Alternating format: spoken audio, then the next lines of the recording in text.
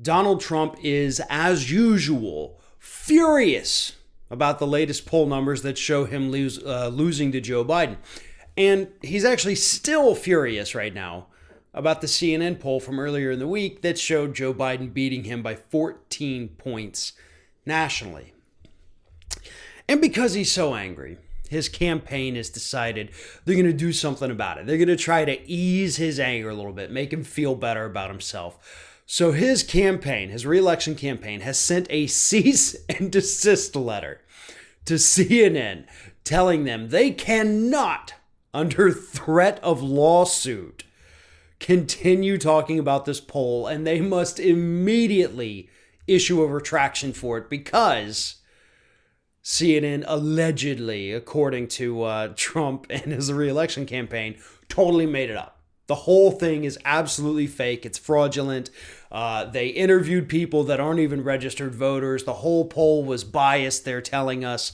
And they're telling us this because they hired their own independent consultants, McLaughlin, to look into the poll. And McLaughlin is actually rated as one of the least trustworthy and reliable pollsters in the country because they actually make stuff up. So they hired a group that they know is totally fraudulent to come up with information to say that CNN's poll was totally fraudulent. And based on that fraudulent information, which CNN was easily able to refute, they've told CNN, if you keep saying this poll is real, we're going to sue you.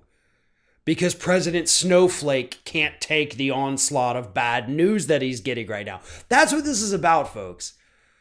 You know, conservatives love to talk about how sensitive and snowflake-like liberals are, but by God, the biggest snowflakes on the planet belong to the Republican Party of the United States of America. This man is furious about a poll.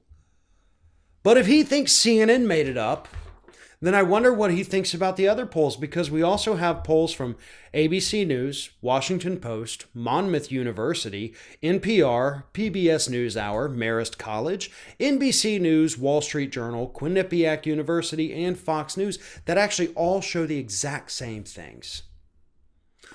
All of those outlets have also released polls in recent weeks showing Joe Biden winning by double digits. So what's more likely?